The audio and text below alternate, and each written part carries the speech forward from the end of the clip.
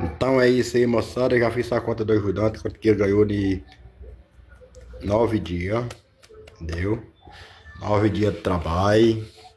Então deu 1.270, 9 dias do ajudante, entendeu? O serviço lá eu peguei o serviço por 7.300.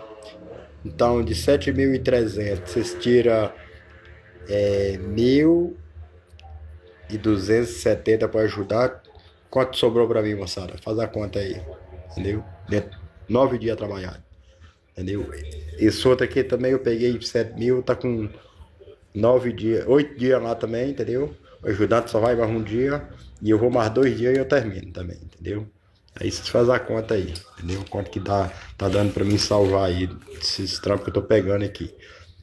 Que eu sou analfabeto, mas eu sou bom de conta, hein? Sou bom de conta mesmo, ninguém